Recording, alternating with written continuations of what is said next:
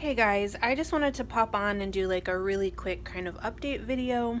I know I haven't been posting in, it's like almost 2 months now with like, the virus and everything going on. And so I will be back and I will actually have some formal process videos coming up very, very soon. In fact, probably this week, between March 13th and 15th.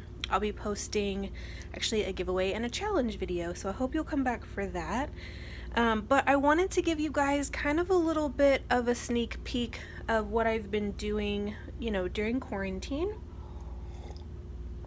And also, sorry guys, I have not had my coffee today and I'm just like useless. So, I want to give you guys kind of a little bit of a sneak peek of some of the things that I've been up to and some of the process videos as well that you'll be seeing coming out over the next few months. So back at the beginning of March, I kind of told you guys that I would be working on some memory keeping and kind of going through my photos and also all of my memorabilia and ephemera and stuff and kind of figuring out a way to kind of contain them in book form so that they weren't hidden away in a box somewhere. Actually, where I had them was a suitcase. Well, a suitcase and a couple of boxes. There was a lot of stuff. So I've sorted everything out and I've actually done quite a bit during quarantine. So I wanted to show you guys some of that. I didn't get as much done as I would have liked because I did actually have pneumonia during that time, and so I didn't have a lot of energy, but basically during the last probably 2 to 3 weeks, I've been feeling a lot better, and so I've had so much more energy, and so I've just been like barreling through projects. So the first one is this, oh God, what is this called? My yearbook. I told you guys I haven't had my coffee yet. So my yearbook, and I went through and I took apart my Letterman jacket, and here, let me fix this so that it's not like constantly wiggling. There we go. So I took apart my Letterman jacket and my yearbook and basically went through and like redid this. So this is kind of a preview to that. I'm still working on filling it with journaling and things like that, but this is kind of a little sneak peek of that. And then I also had a smash book. I'm still not entirely sure what I want to do with the cover yet. It does have this embossed flower, and I did go online to kind of see how other people had done covers on smash books with this, and some of them had like filled this in, like colored it in, or even kind of like gold leafed it a little bit. So I'm still not 100% sure. When I do figure it out, there will most likely be a video, but I filled this with my college years and my summers in between college, which I was a camp counselor in the like northeast region of the United States. So that is documented in here. And what I loved about this is that whenever I work in here, I kind of plan things out, and I even on the post, or not the post, but even on the entries that you guys don't get to see, I still try to plan things out. And the cats are running around and making a bunch of noise. I'm sorry. I still try to plan things out and try to make them look pretty, I guess. And in here, I just didn't give a shit. Like I just went in and I kind of figured out, like, I put my photos and my ephemera in order, sort of chronological order. But then what I like is how I just journaled, like, I just stuck things down.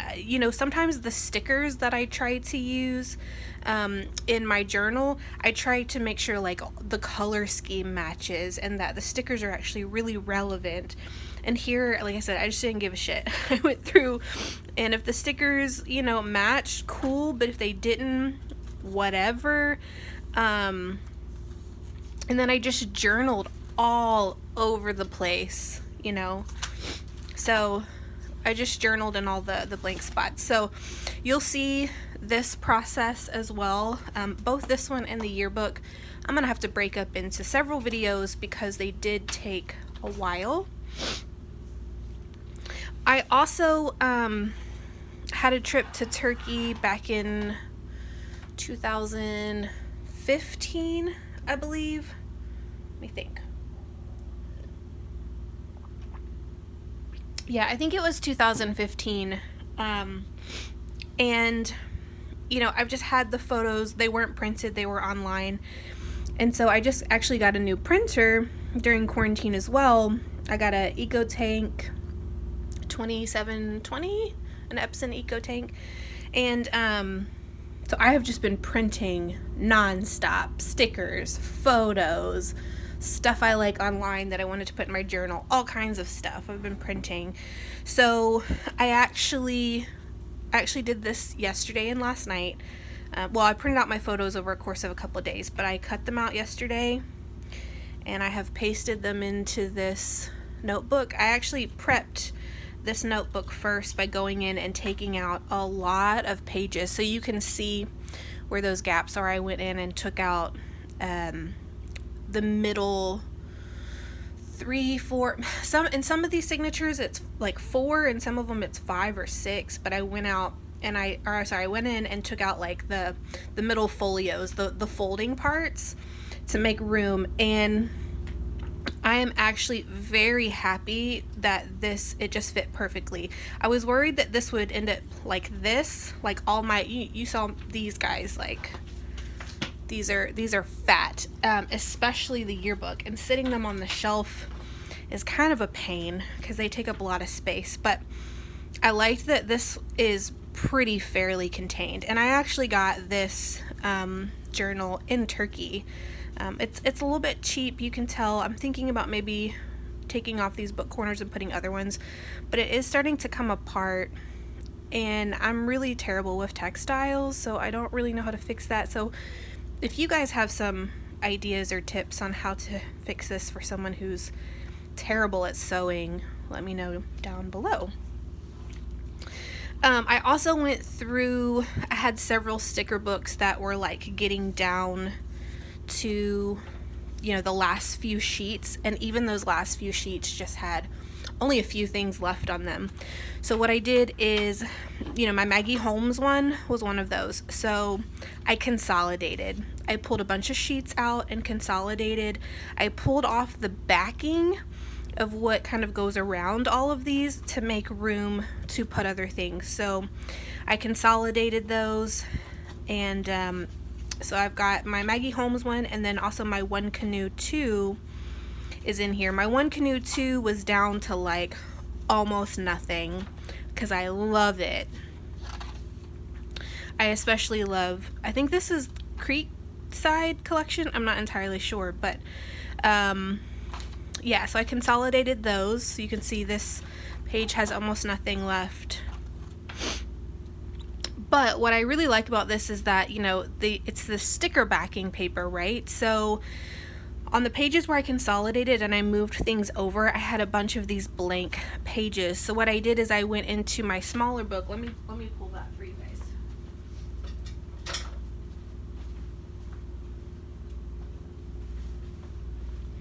A lot of you guys have seen this one that I took apart a Happy Planner basically, so you can actually see the tabs behind there, and I use it as scratch paper to attach.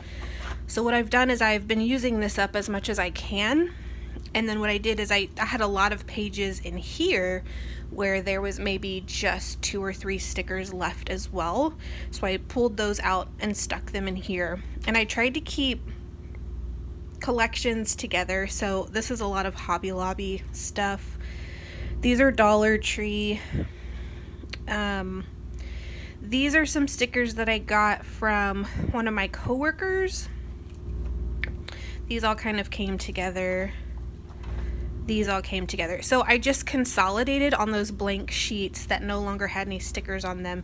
And I have a couple of extras in my sticker storage, which you guys might have seen in my it was my mail storage or my mail organization caddy, my mailing station. I think I talked about my stickers in that one. I'll put that up here. But yeah, so basically I have a bunch of these sheets left. So on my current sticker books, when I start to get down to the end, I'll consolidate stuff in here. But if I need to, I'll have extra pages. And I have, for now, let me show you. I have one in the back. This was my template to figure out what I needed for this one. So that's there. And then if I have I have a lot of Fox and Cactus and Bubba Bear Studios. So I just did, you know, pieces of scrap paper and then did half pages. And I do have a video on how I created one of these for my best friend Jill. But if you guys, so I'll link that here as well, I guess. But this is just a Dollar Tree plastic folder. Let me show you guys.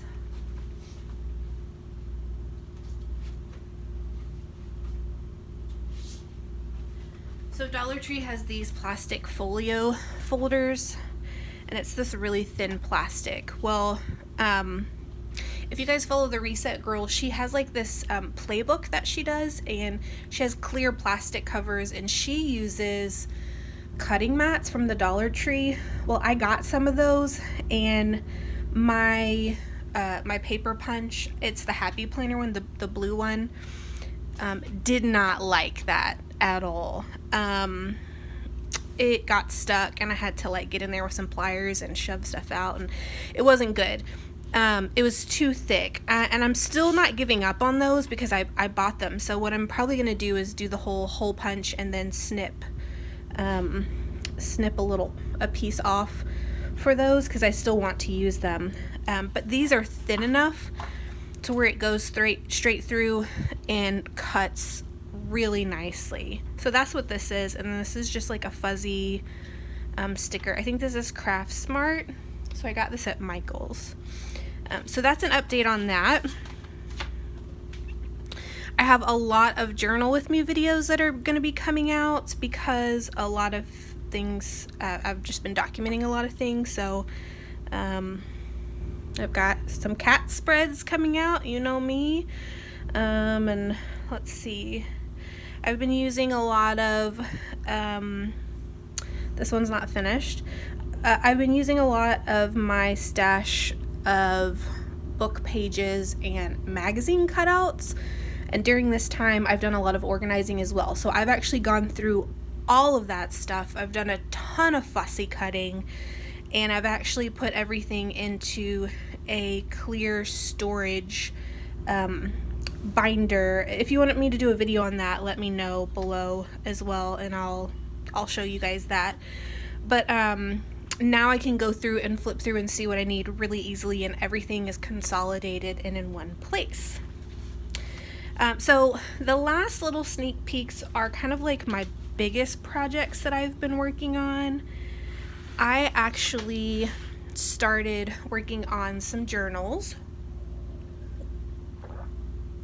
or mini albums, and I had some Reader's Digest books, and they were kind of like in rainbow order, and I went through and I gutted all of them, and I used the Chamel Head in the Clouds collection, and I had to supplement that because all I had was the project pad, the ephemera, one packet of ephemera, and 2 packages of the cardstock stickers.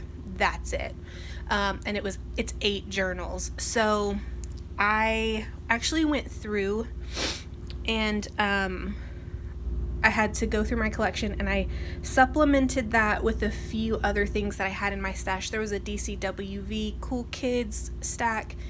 There was a Dear Lizzie stack, and then I used a little bit of Maggie Holmes and crate paper here and there because I had to. Like, I didn't have enough materials to do all of these 8 journals with just the Chamel Head in the Clouds. I wish I did.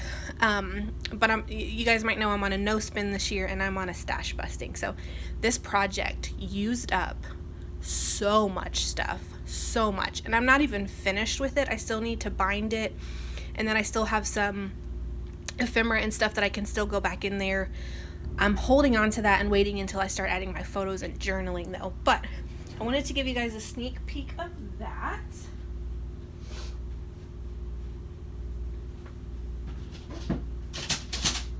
So I actually have them in one of these like big Ziploc things. But like I said, they are, you know, I've got a rainbow's worth of these books.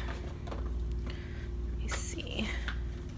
I guess I should have done this before the video started. I didn't even think about that. Let me see.